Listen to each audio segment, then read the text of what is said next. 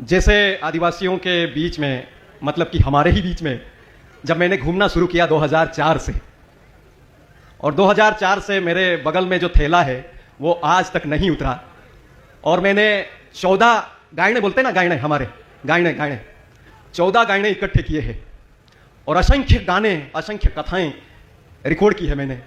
और उनके आधार पर, जैसे ये कहते हैं ना, बाइबल के आधार पे क्रिश्चियनों का इतिहास बोला जाता है, ये 18 पुराण के आधार पे हिंदुओं का पहचान की बात की जाती है, वैसे मैंने ये 14 गायने इकट्ठे करके आदिवासियों की पहचान की कुछ छवि तैयार की है। वो तालियां मत बजाओ, दिमाग में डालो, तालियों से उग जाता है ऊपर। तो तालियां जब बजाना, तुम्हारे लोग जब आएंगे जिनके लिए आप, तो ये गायने जब मैंने अध्ययन शुरू किया तो इन गायनों में जैसे पूजा हो रही थी यहाँ, तो पुजारी अपना जो था वो कोलपासा का नाम ले रहा था। अब इन जितने भी पंडाल में बैठे हैं हम आदिवासी है, अगर किसी को पूछा जाए कि कोलपासा कौन है, ये बोलते हैं पुजारी कोलपासा, होली कोलपासो, ऐसे करके बहुत लंबा चलाते हैं। तो ये कोलपासा कौन था?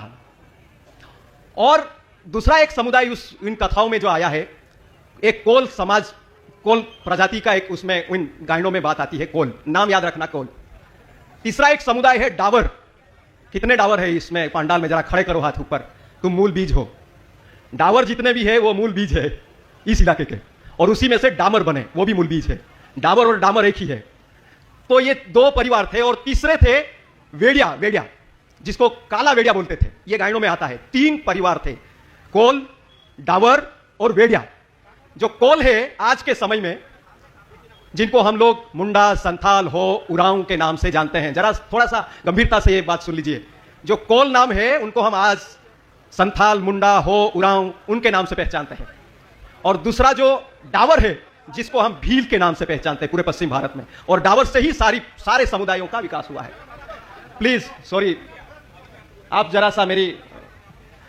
और तीसरा जो है वेड़िया, जो आज के श्रीलंका के मूल निवासी माने जाते हैं, वेड्डा, वही वेड़िया है।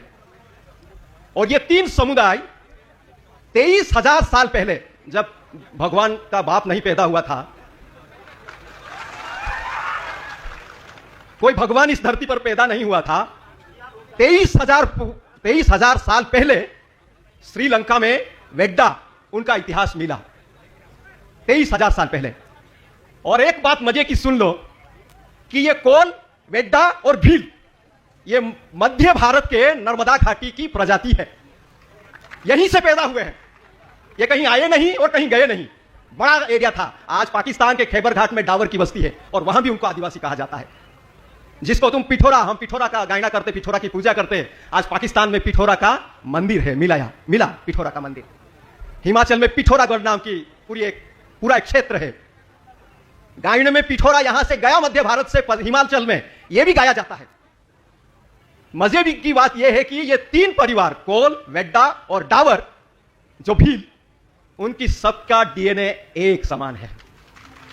कोल, वेड्डा और भील का डीएनए एक समान है। और ये मैं नहीं कह रहा हूं, जो डीएनए का अध्ययन करने वाले लोग हैं उनके रिपोर्ट है। और ये 23,000 साल मैं नहीं बोल रहा हूं, आर्कियोलॉजिस्ट, श्रीलंका के आर्कियोलॉजिस्ट बोल रहे हैं कि वेड्डा 23,000 साल पहले मध्य भारत से पलायन करते हुए वहां पहुंचे थे। अब एक और बात है कि धरती का बोर, अभी साइंटिस्टों ने धरती का बोरवेल किया है, और उसमें ढूंढने की कोशिश की है कि हिमयुग कब आया था। तो उसमें 2 बार हिमयुग आया था, उसका जिक्र हुआ। एक 23,000 साल पहले, और दूसरा 14,000 साल पहले हिमयुग का, और 11,000 साल में हिमयुग का अंत हुआ, जिसको हम लोग राजा पंठा, वीणादेव, रानी काजल, कंदू राणो, ये सब नाम देते हैं। ये 12,000 साल पहले के आपके पूर्वज हैं। और इसलिए ये जो मैं 5 मिनट में आप लोगों को सुना रहा हूं, इसलिए मैं सुना रहा हूं, 2018 में संसद में डीएनए का कानून पास हो गया है। आप गंभीरता से इस बात पर सोचिए। 2018 में डीएनए कानून मंजूर होकर रखा गया है, और उसका अभी इंप्लीमेंटेशन शुरू हुआ है गुजरात में। गुजरात सरकार ने 17 आदिवासी समुदायों का डीएनए सैंपलिंग टेस्ट का कार्यक्रम शुरू किया है। अब आप सोच लीजिए, 3 तरह के डीएनए सैंपल इस मध्य भारत के आदिवासियों के ऊपर, ये कोल और वेड्डा के ऊपर हुए हैं। उसमें 50% डीएनए हमारा मिश्रित है। मतलब ये जो पंडाल में हम लोग बैठे हैं, उसमें से 50% गैर आदिवासी माने जाएंगे। ये इस बात को आप समझो कि किस तरह की लड़ाई हमारे सामने आने वाली है। मतलब 17 आदिवासी समुदायों को गुजरात में अगर डीएनए सैंपलिंग लिया जाएगा और उसका जब रिपोर्ट बाहर आएगा, लेबोरेटरी उनके हाथ में है, साइंटिस्ट उनके हाथ में है, तो ये क्या रिपोर्ट निकाल सकते हैं वो भी हमारे सामने है।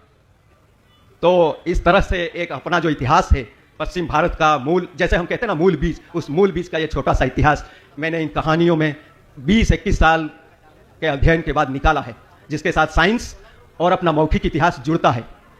जैसे अपने कहते हैं कि जगबुड़ आवलू, जगबुड़ आया था, ऐसा बोलते हैं, जगबुड़ जगबुड़ होइलू अन पावागढ़ पर दुई डुकरा ढूढ़ा ढेमड़ो अन हिना दुई बाल बच्चा बच रहा सको है, ऐसी कहानी सुनाते हैं बड़वे। मतलब कि जब प्रलय आया था, महापुर आया था, महापुर मतलब कि हिमयुग का जो अंत 11,700 साल पहले हिमयुग का अंत आया था, उसमें पावागढ़ की पहाड़ी तक का पानी नर्मदा घाटी में भर गया था।